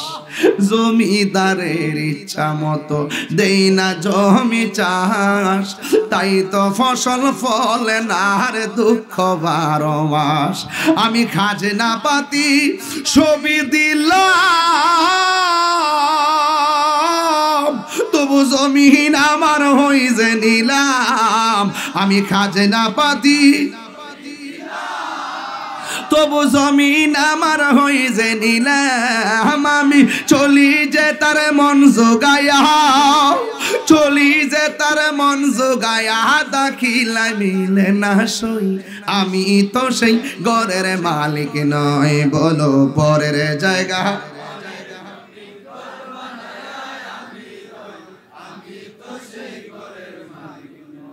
একটা জবান বন্ধ রাখবেন না, জবানটা খুলে বলুন সুবহানাল্লাহ। যদি এবারত না পড়ি তাহলে মনে করবেন বাংলা বাংলা বলে গেছি। আগে এই ওয়াজগুলো আমি বাংলা বাংলা বলতাম, এখন বাধ্য হইয়া দলিল লয়া লয়া ঘুরি। আর ডাব্লিউদেরকে বোঝাইতে চাই, সুন্নিরা দলিলের বাহিরে কথা বলে না, ঠিক কিনা? ও আম্মাল মুনাফিক, কবরের মানুষটা যদি মুনাফিক হয়, সে বলবে আমি জানি না, কুনতু আকুলু মা ইয়াকুলুন নাস, আমি সেটাই বলতাম যা মানুষে বলতো, আমি শুইনা বলতাম। ফায়ুকালু লাহু, এরপরে ফেরেশতারা তারা জিগাইব, লা দারাইতা ওয়ালা তালাইতা, তুমি যে জানেহের কাছে গেলা না কেন, ওয়ালা তালাইতা, এবং তোমাকে বোঝার জন্য আল্লাহ রাব্বুল আলামিন কোরআন দিয়েছে, এই কোরআন তেলাওয়াত করে বুঝলা না কেন? এই জন্য কি হয়েছে শোনো। কয় ওয়ায়ুদরাবু বিমা তারিক মিন হাদিদিন দরবাতান পায়াসি হুসাইহাতা ইয়াসমাউ হামাইয়ালিহি গায়রা সাকালাইন, যদিও হাদিসে লেখছে, আরেকটা হাদিসের মধ্যে আবার আছে ইল্লা সাকালাইন। বলা হয়েছে যদি তুমি উত্তর দিতে না পারো, একটা ফেরেশতা কবরে নামানো হবে। এই ফেরেশতারা চোখে দেখে না, কানে শুনে না, হাতের মধ্যে একটা লোহার হাতুড়ি নিয়ে আসবে। ওয়ায়ুদরাবু বিমা তারিক মিন হাদিদিন দরবাতান, একটা লোহার হাতুড়ি লইয়া কবরের মধ্যে তোমার আঘাত করবে। ফায়াসিহু সাইহাতা ইয়াসমাউহা মাইয়ালি, এই দুনিয়ার জমিনে যত জীবজন্তু আছে তোমার কান্নার আওয়াজ সবাই শুনবে, কিন্তু 2টা জাতি তোমার কান্নার আওয়াজ শুনবে না। ঘরের পাশে কবর দিল 2টা জাতি কান্নার আওয়াজ শুনবে না, অথচ গরু শুনবে, ছাগল শুনবে, প্রাণীরা শুনবে। তোমার কবর আযাবের আওয়াজ দুনিয়ার কেউ শুনবে না। গায়রা সাকালাইন দুইটা লোক ব্যতীত, দুইটা জাতি ব্যতীত সবাই তোমার কান্নার আওয়াজ শুনবে। 1 নম্বর মানুষ কবরের আযাব শুনবে না, 2 নম্বর জিন জাতি তোমার কবরের আওয়াজ শুনবে না। কই কেন? আল্লাহ রাব্বুল আলামিন বলে দিয়েছেন ওয়া মা খালাকতুল জিন্না ওয়াল ইনসা ইল্লা লিয়াবুদুন। আল্লাহ রাব্বুল আলামিন বলেছেন আমি মানুষ এবং জিন জাতিকে সৃষ্টি করেছি একমাত্র আমার ইবাদতের জন্য। এই জন্য মানুষ কবরের কান্নার আওয়াজ শুনবে না। আমার নবী বলে উম্মত উম্মত কবরে যাওয়ার পরে প্রথম রাতের আযাবটা বড় কঠিন হয়ে যাবে রে। কবরে রাতের প্রথম আযাবটা কেমন হবে জানো নি? আল্লাহর হাবিব বলেন ডান পাশের মাটি এক প্রান্তে যাবে, বাম পাশের মাটি আরেক প্রান্তে যাবে, 2 পাশের মাটি 2 প্রান্তে যাইয়া পাথরের মধ্যে এমন ভাবে চাপা মারবে ডান পাশের হাড্ডি ভাঙিয়া বাম হাতের হাড্ডির ভিতরে ঢুকে যাবে, বাম পাশের হাড্ডি ভেঙে ডান পাশের হাড্ডির ভিতরে ঢুকে যাবে, শরীরটারে গুঁড়া বানায় ফেলবে। 1 দিন 2 দিন না, কিয়ামত পর্যন্ত এমন ভাবে মাটি তোমার চাপা দিবে। ও বন্ধু, এই মাটির চাপা খাওয়ার পরে আমি আল্লাহরে বলবো আল্লাহ আগে যদি জানতাম নামাজ না পইরা কবরে আসলে এমন আযাব দিবা, জিন্দেগিতেও নামাজ ছাড়তাম না। আগে যদি জানতাম ঈমান ছাড়া কবরে আইলে এমন ভাবে তুমি আমরা আঘাত করবা, জিন্দেগিতে ঈমান ছাড়া থাকতাম না গো আল্লাহ। আর একবার দুনিয়ায় পাঠাও না, তোমার নামাজ আমি ছাড়বো না, তোমার রোজা আমি ছাড়বো না, তোমার বিধান আমি লঙ্ঘন করব না। আল্লাহ বলে সুম্মা ইলাইহি তুরজাউন, রবের কাছে ফিরে আসলে যাওয়ার কোনো আর সুযোগ নাই।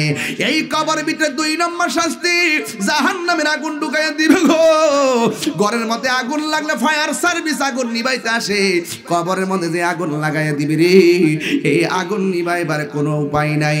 এরপরে তোমাকে জাহান্নামের উত্তাপ দেওয়া হবে, তারপরে কবরের ভিতরে বিচ্ছু তোমাকে আঘাত করবে। আমার নবী বলেন বেনামাজি হইয়া কবরে গেলে এই 3টা শাস্তির মুখোমুখি হওয়া লাগবে। এই কবরে কতদিন পরে থাকবো? কয় যতদিন কিয়ামত না হবে। এই কবরে কতদিন থাকবেন? যতক্ষণ কিয়ামত না হবে। এখন প্রশ্ন হলো হুজুর কিয়ামত কখন হবে? আরে বাবা কিয়ামত কি বুঝেন আপনারা? এখন তো কিয়ামতের অনেক আলামত শুরু হয়ে গেছে, আছে না নাই? ঘন ঘন ভূমিকম্প আছে না নাই? গত কয়েকদিন আগে 5.2 লারা দিছে, অবস্থা ভয়াবহ। এর পরের দিন 3বার মারছে 3.3 কইরা, আবার বলতেছে এই মাসের শেষ দিক দিয়াও আবার 7.0 উপরে যখন একটা নাড়া দিবে, 7.0 যদি পারিয়া যায় তাইলে 6 লক্ষ বিল্ডিং ধসে পড়ে যাবে। আপনি বুঝছেন নি খোদা আমরা কত অসহায়। ছোট্ট একটা লারা দিছে, আমরা বড় অসহায়। আমি ঘুমায় রইছি, হঠাৎ করে দিকে ঘাটটা লড়তেছে, ঘুম থেকে লাফ দিয়ে উঠলাম, ছোট বাচ্চারা লাফ দিয়ে উঠলো, দৌড়ে বাইরে গেল। ছোট্ট একটা লারা দিছে, মনে হয় কিয়ামত হয়ে গেছে। ও আল্লাহ, আপনারে কত শান্তি দিয়া রাখতেছো গো। মনে হয় বুঝি আমাদের কোনো কর্মের কারণে মাঝে মাঝে লারা দাও। ও আল্লাহ, আজকেও স্বীকার করি আমরা অপরাধী, আমরা আজকেও স্বীকার করি আমরা অন্যায়কারী, কিন্তু আমরা এইভাবে আসমানি গজব দিয়া করুণা দিয়া যেইভাবে গর্ভবন্দি করছিলা, এমন ভাবে যদি আরেকটা দো আমরা বাঁচতাম না। একদিন লইয়া যাইবা আমরা মানি, কিন্তু আমরা রোগ দিয়া বইরা করে ফালাইয়া রাখো না, আমরা অসল বানায়া বেডের মধ্যে ফালাইয়া রাখো না, হঠাৎ করে বিপদ দিয়া বাড়ি ঘর লন্ড মন্ড করো না। আল্লাহ রাসূল আল্লাহ বলেন পৃথিবীর মানুষ এমন একটা সময় আসবে রে, এই জমিনটা নড়াচড়া করে না কেন জানোনি? এই জমিনটার মধ্যে আমি আল্লাহ পাহাড় দিয়া পেরেক মারছি, ওয়াল জিবালা আওতাদা, এই জন্য জমিনটা লড়ে না। কিয়ামত যেদিন হয়ে যাবে, ইয়াউমা ওয়াতাকুনুল জিবালু কাল ইহনিল মানফুস, এই পৃথিবীর জমিন থেকে পাহাড়গুলো উড়ে যাবে। ইয়াউমা ইয়াকুনুন নাসু কাল ফারাশিল মাবসুস, মানুষগুলো কীটপতঙ্গের মতন উড়ে উড়ে গিয়ে পড়বে। নোয়াপাড়ার মানুষটা মাধবপুর গিয়ে ছিটকে পড়বে, নোয়াপাড়ার মানুষটা উইরা যায় ইন্ডিয়া পড়বে, ইটাকলার মানুষ গিয়ে সুনামগঞ্জ পড়বে। কথার কথা বলছি। এইভাবে যখন আকাশটা এমন ভাবে পাহাড়গুলো উড়ে যাবে, হঠাৎ করে মানুষগুলা ফরিং এর মতন উড়তে থাকবে, মা থেকে সন্তান হারাইয়া যাবে। শুধুমাত্র তাই নয় রে, আল্লাহ রাব্বুল আলামিন বলতেছেন ইজা জুলজিলাতিল আরদু জিলজালাহা, যখন জমিন কম্পনে প্রকম্পিত হবে, মাত্র 5.5 সেকেন্ডের কম্পন আমরা কত চিন্তায় পড়ে গেলাম। মাত্র 5 সেকেন্ডের কম্পন আমরা চিন্তায় পড়ে গেলাম। আল্লাহ বলে ইজা জুলজিলাতিল আরদু জিলজালাহা, এই জমিনের কম্পন কন্টিনিউ শুরু হয়ে যাবে। ওয়া আখরাজাতিল আরদু আসকালাহা, জমিনের নিচে যত স্বর্ণের খনি কয়লার খনি যা আছে সব বেদ করে উপরে উঠে যাবে। এই দুনিয়া স্বর্ণের দাম 2,10,000। ও যুবকের দল, ওই দিন স্বর্ণে দেখবে, স্বর্ণের লোভ করবে না। কেন জানোনি? কারণ একটা আওয়াজ হচ্ছে, একটাই শুধুমাত্র আওয়াজ, আকাশটা কাঁপতেছে কেন? ফাতরাত, আকাশটা ছিদ্র হলো কেন? ওয়াইজাল কাওয়াকিবুন তাসরাত, আকাশের নক্ষত্র খুলে পড়লে কেন? ওয়াইজাল কুবুরু বুসিরাত, নিচের মাটি উপরে উঠলো কেন? ওয়াইজাল বিহারু ফুজ্জিরাত, এবং নদীর মধ্যে সুনামি শুরু হয়ে গেল কেন? বন্ধু, ওয়া আখরাজাতিল আরদু আসকালাহা,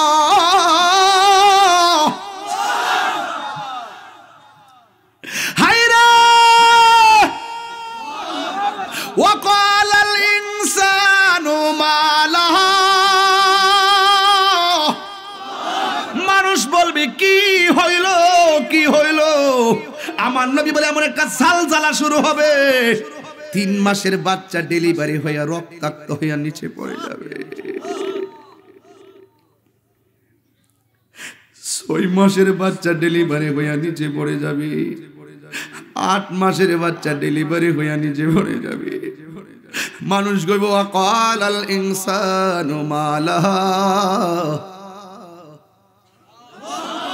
ওয়াকালাল ইনসানু মা লাহা, কি হইল, কি হইল? আকাশটা কাঁপতেছে কেন? জমিনটা নাচতেছে কেন? আমার মায়ের নিচ দিয়া রক্ত পড়ে কেন? আমার স্ত্রীর নিচ দিয়া রক্ত পড়ে কেন? 3 মাসের বাচ্চা ডেলিভারি হয়ে যাবে। যেই মহিলা ডিএনসি করে জিজ্ঞেস করে কেমন কষ্ট, কই ডেলিভারির মতোই কষ্ট। যে ডেলিভারির সময় কষ্ট হয় জিগাইবেন কষ্ট কেমন, কয় তাহিরি রে কষ্ট কেমন জানোস নিরে ফুত, তুই যখন আমার পেট থেকে লাথি মাইরা দুলিয়াতে বারবার আসার জন্য চেষ্টা করছ, ওই সময় আমি দাই মারে বলছি ছুরিটা দে, গলাটা কাটতে আলগা করে লাই। আগে যদি জানতাম ডেলিভারিতে এত কষ্ট, জিন্দগি তো পেটের মধ্যে বাচ্চা নিত।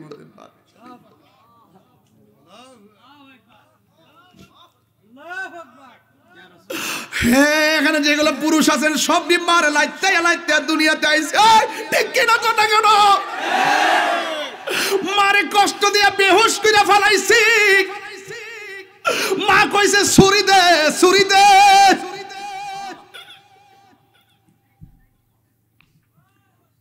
ছুরি দে, জীবনে রাখতাম না রে। আগে যদি জানতাম লাথি খাইতে খাইতে এমন ভাবে মৃত্যু পর্যন্ত পৌঁছায়া দিব। এমন অনেক খবর ইটা খোলাতে পাওয়া যায়, সন্তান বেডের মধ্যে ওয়া ওয়া করে কান্দে, মা দুঃখিনীর কণ্ঠে আওয়াজ নাই, কথা কয় মারা গেছে। মা তুমি আমার আগে যেও না গো মরে, মা তুমি আমার আগে যেও না গো মরে। আমি কেমন করে দেব মাটি,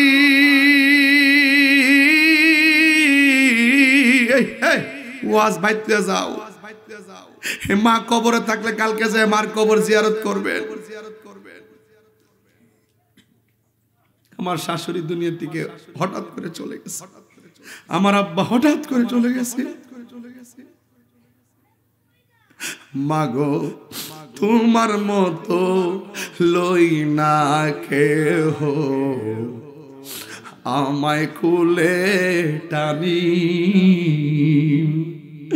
আঁচল দিয়ে মুছে নাকি,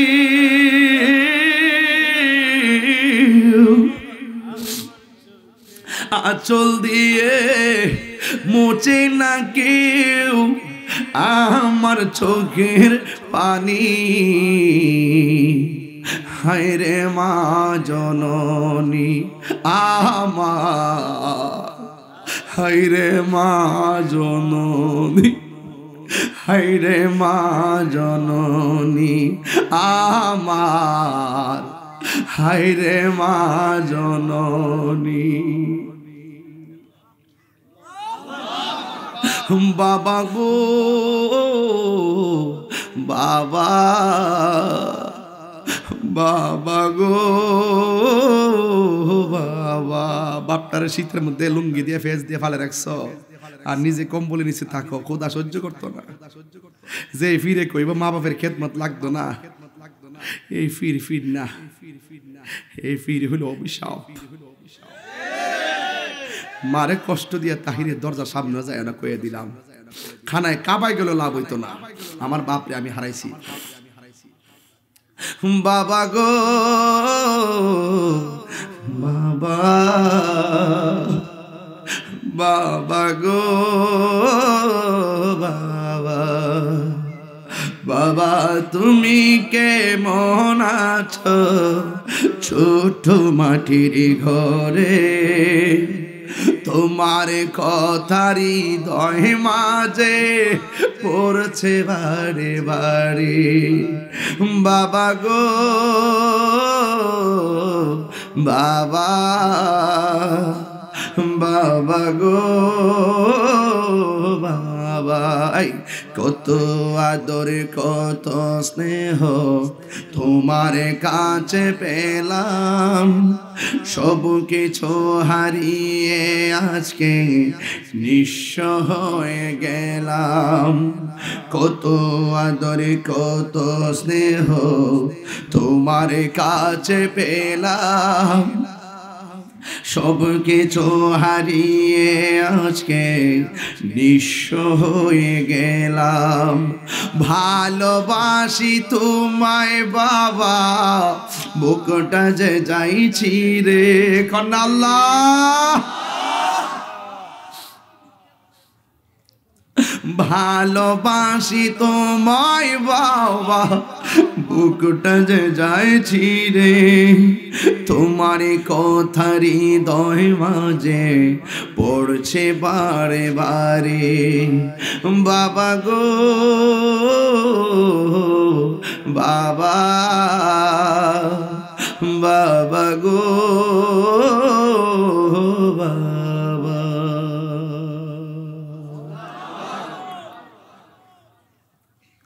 وقال الإنسان ما لها, কি হইল কি হইল,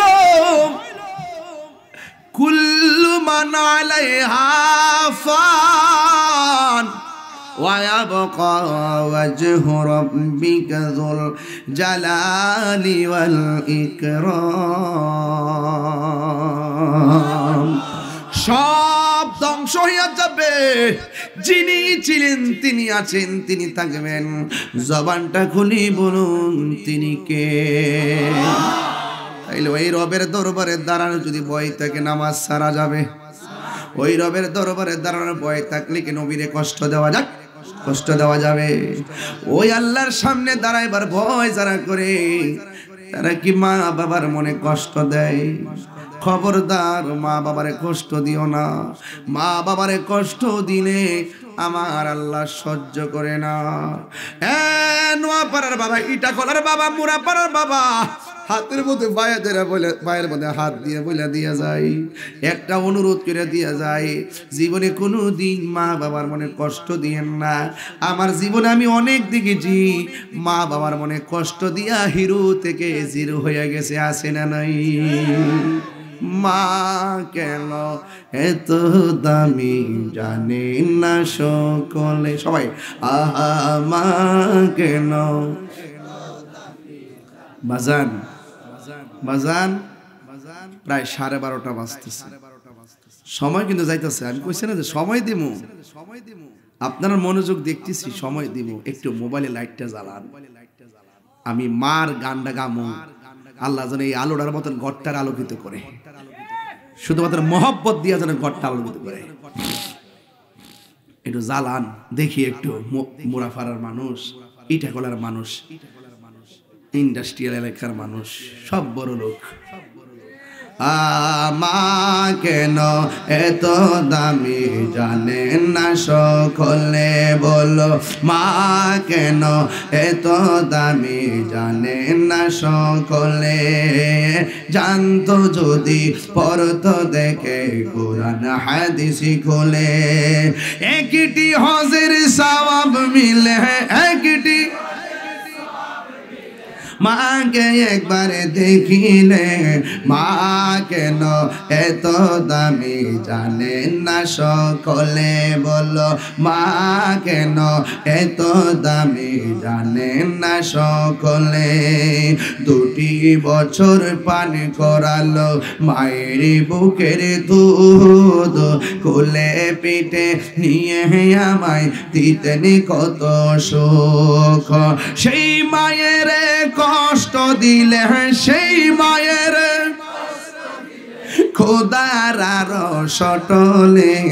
মা কেন এত দামি জানেন না সকলে। মায়ের প্রসবের কালে কত কষ্ট পাই, বেহুশ হইয়া পরে মায়ে আপন বিছানায়। ওরে সন্তানের নিয়া কুলে, সন্তানের কোলে প্রসব ব্যথা বলে। মা কেন এত দামি জানেন না সকলে। জোরে জোরে কে আল্লাহু আকবার বলা যাবে না? আরো জবান খুলে করে আল্লাহ 3 বার করি ইয়া রাসূলুল্লাহ।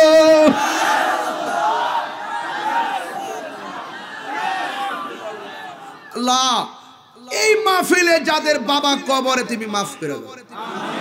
এই মাহফিলের মধ্যে যারা মা হারাইছে মাদেরকে মাফ করে দাও। যাদের আব্বা আম্মা বেঁচে আছে আল্লাহ আপনি হায়াত বাড়ায় দেন। আর আমিন। মা বাপরে কষ্ট দিবেন, ফায়দারে কয়ে দিয়ে যায়। যদি তাহির হুজুর ওয়াজ যদি 30 সেকেন্ডের জন্য ভালো লেগে থাকে, আপনি যাই করেন মা বাপরে কষ্ট দেওয়া যাবে না।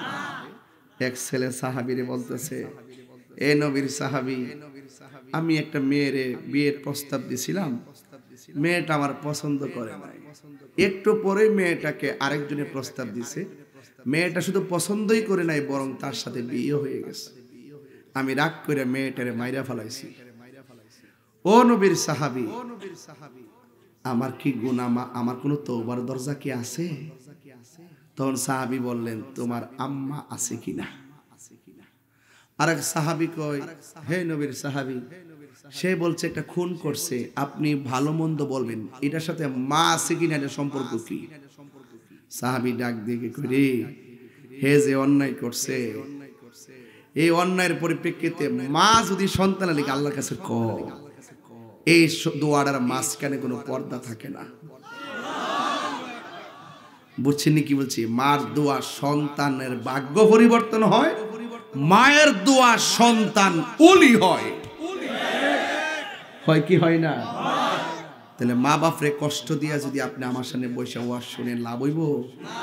শুধু এইটা না, আপনি খানায় কাবাদ গেল হইতো। আমি দেখি যে কিশোর বয়সের ফুলাফান্ডি মারে যেই যন্ত্রণা দেয়, মারে মোবাইল কিনতে বাধ্য করে, মারে মোটরসাইকেল দিতে বাধ্য করে, মারে ধমক মারে, কই যা কই ঘুরে। আগে তো আপনার মা বাবার ডরে বাইরে, সন্ধ্যার পরে আর বাইরে থাকছি না, দৌড়াইয়া ঘরে আইসা পড়ছি। আর এখন সন্ধ্যার পরে ঘর থেকে বাইরে যা। আগে বিকালে বাইরে ছিল, সন্ধ্যা হইলে ঘরে পড়ছে, আর এখন সন্ধ্যার পরে বাইরে যা। ব্রিজের কোনা কানাত বয়া বয়া মোবাইল টিপতেছে, আড্ডা মারতেছে, 10টার পরে 11টার পরে আইতেছে, কোন রুমতা হে কোন গরো গুমা কোনো খবর নাই। আর ফুলাফান যেগুলো আছে দেখবেন যে বন্ধু বন্ধুর সাথে কত মিল, কিন্তু মাকে মূল্যায়ন করে না। আছে না নাই? তো আপনি যে মারে মূল্যায়ন না করেন, আপনারই কি আপনার সন্তান মূল্যায়ন করব? এই যে মাঝে মাঝে বুড়া বেড়াইতে বইছে, আমি যদি এই এলাকাতে যদি মনে করেন যে ঘরে ঘরে যাই, ঘরে ঘরে যদি যাই, দেখবেন শতকরা 70% বুড়া বেড়া আর বুড়া বেড়ি মানুষের সামনে না কোক, নীরবইল কইব যে হুজুর এত শখ করে বিয়া করেছিলাম, ভাবছিলাম যে আমার ফুতের বউ আমার হুজুর ফানি বানাই দিব। ও মাগো, হুজুর ফানি বানাইব দূরের কথা, আমার খাওয়ানোর ফানি দেয় না।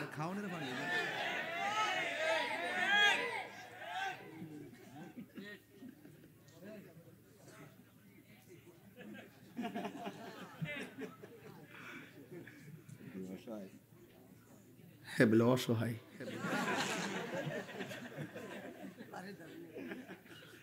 অসহায়।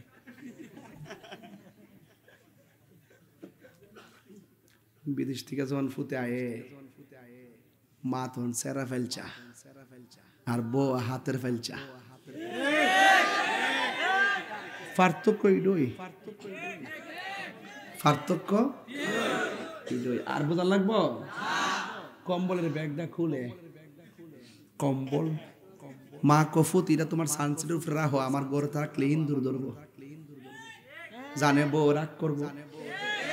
মা তো বুদ্ধি, মা তো মা ওই কেউ, মা তো মা ওই, এটার সাথে তুলনা আছে। আর ছোট ব্যাগটা যেটা এটার খুলে না, সকালেরটা জিয়া কেউ তোমার আম্মা লাগে কি টানছ, একটা নামাজের মুসল্লা আনছি আর তসবি আনছি, ও মাশাআল্লাহ। আর আব্বার লাগে কয়েকটা পাঞ্জাবির ফিস আনছি, একটা রুমাল আনছি। 5 দিন পরে এক মহিলা আয়া মার লগে কি গো আমনের ফুতে বলে বউ লাগে বলে জিনিস টিনিস আনছে। মা ডাক দেখো আমি তো শুনছি না, তো একটু পরে সোজা বেরি না যায় জিগা কি গো সকিনা দি কইলো তোমার লাগে বলে জিনিস টিনিস আনছে। আনছে তো কি দিছে,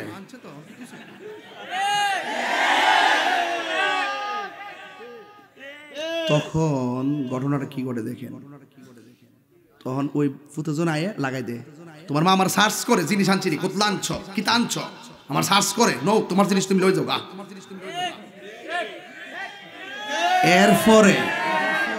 এরপরে ফুতে যায় মারে জিগা কি গো স্বর্ণ আনছি আমারে কইতা, মা কো ফুতরে মানুষ আমার কাছে 5 দিন পরে কইছে তুই স্বর্ণ আনছ, তুই যদি আমারে কইতি স্বর্ণ আনছ ফুত ফিন্দার সময় তুই ফিনছি না, জিডি আসিনি বেচ্চা তোর বিদেশ পড়াইছি।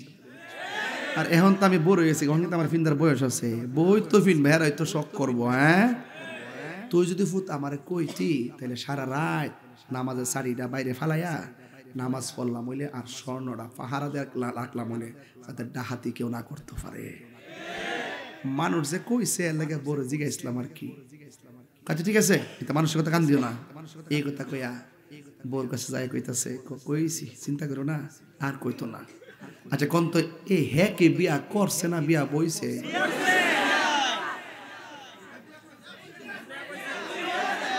আরে তুই মারে সারা বান্ডেলটা খুললে কেমনে, তোর মার হাতে সব দিদি মা নিজের হাতে ভাগ করে দিত, দেখবে গ্যাস্ট্রিক আলসার প্রেসার ডায়াবেটিস সব ভালো হয়ে যেত কথা করতে। আরে মা তো অসুস্থ না, এটা মানসিক রোগ হয়ে গেছে, শুধু জিফুতের আর বয়তের জ্বালা যন্ত্রণা। ইত্তা কইলে তাহিরি বালানা, ইদি কইলেই তাহিরি বালানা গায়া লাগে, অসুবিধা নাই।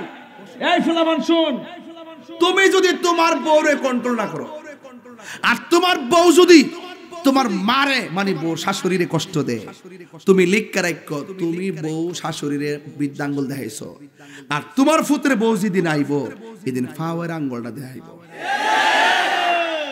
মান হাফারা হুফিরা, যে কবর করলে কবর ফেরে মরতে হইব, কামাতা দিনও তো দান, যেমন কর্ম কতক্ষণ যেমন কর্ম।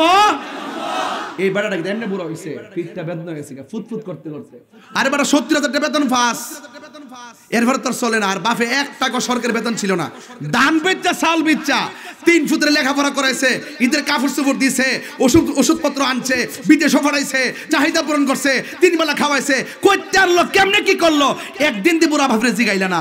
ঘটনাটা কি তা আল্লাহ সহ্য করতো না, কয়ে দিলাম আল্লাহ সহ্য করতো না। আজকে যখন আমি বাইতে বড় কথা তো কোন লাগে ওই আজকে যখন বাইতে পারবে, গতকাল গেছি আমি মাহফিল করতাম রংপুর, তা আমার 12 বছর বিয়ের মানে 12 বছর পূর্তি উপলক্ষে রংপুরবাসী আমার পরিবারকে একটা ডায়মন্ডের আংটি দিছে।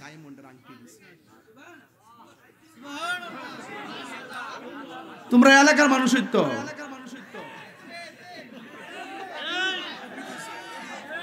মারহাবা গো, এটা কি তারে কইতে কইতে তারে গিফটে পড়ছে আরে আল্লাহ রে ছাড়ছে দি আয় খুলিস না কি তাছে রে যাকে ওয়াজটা বুঝাইয়া দেয়া যায় আগে খাস বাংলা কিছু ওয়াজ আছে না খাস বাংলা অত ইংলিশ ওয়াজ আমি বুঝি না আমি ডাইরেক্ট বুঝি ও নম নম করে বাপ সাপ অতলা বাপ সাপ আমি বুঝি না এই যে ইতা আমি বুঝি না আমি বুঝি অ্যাকশন অ্যাকশন মা বাপরে কান্দায় শুধু তাহিরি ওয়াজ কেন তুই তো মক্কা মদিনা গেল লাভ হইতো না এটা আমার কথা এটা নবীর কথা রাদার রাব্বি ফিরিদাল ওয়ালিদাইন ওয়া সাকাতুর রাব্বি ফি সাকাতিল ওয়ালিদাইন পিতামাতার সন্তুষ্টিতে আল্লাহর সন্তুষ্টি পিতামাতার অসন্তুষ্টিতে আল্লাহর অসন্তুষ্টি তো তুমি খানায় কাবাত গেলে লাভ হলো কি বউ কোনদিন মাত্ত নার নয় বউ আফন কিসের আংটি দিছিল ডায়মন্ডের আংটিটার দাম হলো ৭৩,০০০ টাকা তো দিছে স্টেজে দিছে আমি এটা সবার দেখাইলাম বাড়িতে আনছি আইনা আবার আম্মারে দেখাইলাম মেমোটা দেখাইলাম এরপরে আবার আমার পরিবারে কইলাম যে আমার ১০,০০০ টাকা দাও আমার কাছে কইটা ঠামাই রেখো সাবধানে রেখো আচ্ছা ঠিক আছে আমি তো নাম কইলাম যাই আমার ১০,০০০ টাকা দাও আমার আরে আমার কেটে লাগতো না না না না নিন নিন আচ্ছা এই টাকাটা আমি দিতে পারতাম কি না কথা গনা বউয়ের কাছ থেকে টাকা নেওয়া এইটা একটা আলাদা শান্তি আছে বাপ মা কিন্তু নিজের জন্য খরচ করে না ঘুরাই ঘুরে নাই নাত্রি খাওয়াইবো কথা কোন ঠিক না বেটি মানে কথার কথা আর কি এটা প্রসঙ্গ করে আমি বললাম আর কি আপনি যাই পাবেন বউর কাছে সব হিসাব দেন মা বাবার কাছে দেন না কি লিখা মাকে লয়ে যাবো গা এই লয়ে যাবো গা আমি কই না যে বউয়ের সাথে খারাপ ব্যবহার করেন যে ছেলেটা বউরে বউর বুঝদে মারে মার বুঝদে এটা হলো বেডা আর যেটা মারে খুশি করতে যায় বউরে কষ্ট দে আর বউরে খুশি কষ্ট দিয়ে মারে খুশি রাখে এই দাম্পত্য অশান্তি তুমি মাঝখানে থাকবা বউরে বউর বুঝ দিবা মারে মার বুঝ দিবা রাইট